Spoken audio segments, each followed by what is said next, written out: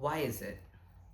Why is it that the economies of some countries keep growing constantly, but other economies they have they're stagnating or they're even decreasing at sometimes?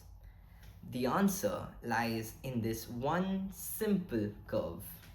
Hi friends, welcome to Econverse. I'm Abrar and I'm a fellow student who topped in my GCSE Economics exam last year in Oman. On this channel, we make learning economics simpler, clearer, and hopefully a lot more fun. In this video, we are going to be looking at aggregate supply. So let's get started.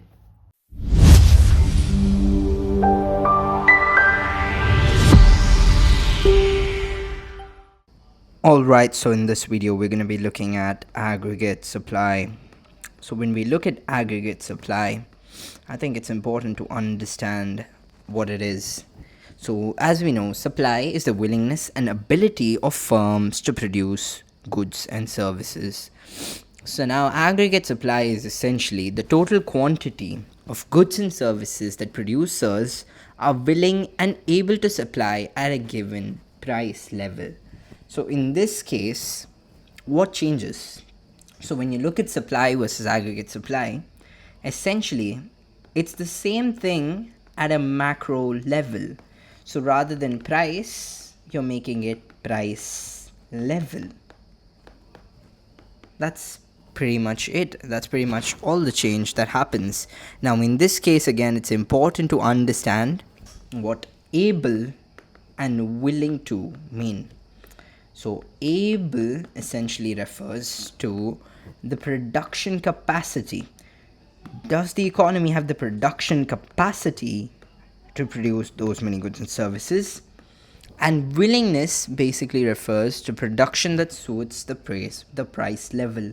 So the price level of the economy should ensure that it suits for them to produce that product. Now, in this case, aggregate supply is essentially a diagram that's fairly simple. However, there are some arguments related to it. So now when we look at aggregate supply, it's important to make the distinction between short-run aggregate supply versus long-run aggregate supply. So when we look at short-run aggregate supply, it's the left side diagram that I've drawn, whereas long-run aggregate supply is something that's quite well challenged. So you have this curve of long-run aggregate supply, which is what classical economists argue for, which basically refers to the idea that there's one final level of output that economies can produce in the long run. So there's that set output which economies will produce at, whereas there's another group of economists or scholars that basically say, you know what, that's wrong. Economies can actually produce at multiple levels of output, and there's no such thing such as long run and short run. And this is what their curve looks like. So this aggregate supply curve is what is called Keynesian aggregate supply. So there's a couple of interesting things about the Keynesian aggregate supply curve. So the Keynesian aggregate supply curve, it doesn't start at the origin, obviously, because it's important to understand that this curve believes that, okay, on the x-axis for everything you have real GDP or real output, and you have price level. I forgot to label that. You must ensure that you label that in your exams.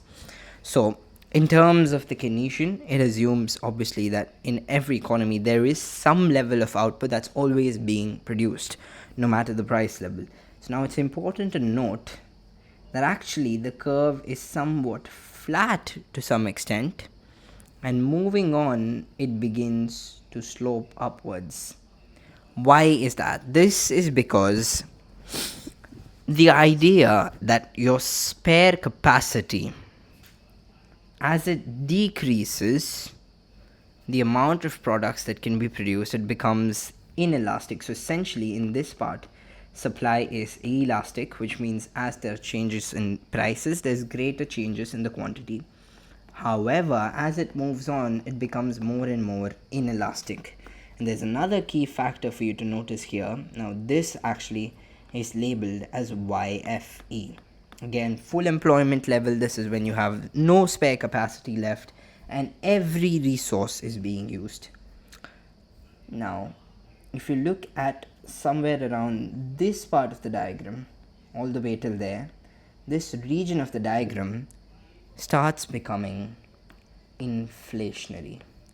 Now, beyond that point, prices begin to rise more than changes in quantity. So now basically, as it goes on, as the level of output begins to go on, this level you could say is tolerable inflation.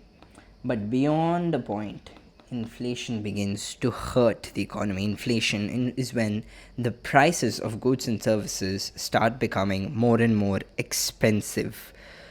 So now the prices start to become expensive towards the end, and that level is called YFE, wherein you have the complete change in economy, in complete utilization of resources. Now, we've looked at how the Keynesian aggregate supply works. We've looked at how short run and long run is basically when there's short run aggregate supply. This is when the factors of production are constant.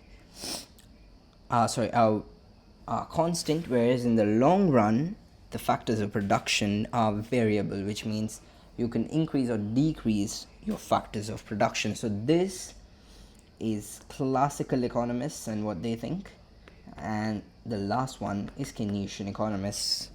Now, you wouldn't need to know all of this for GCSE. All you need to know about aggregate supply is that it is the supply curve of your entire economy. Yet again, we have the same points as we have for supply and demand.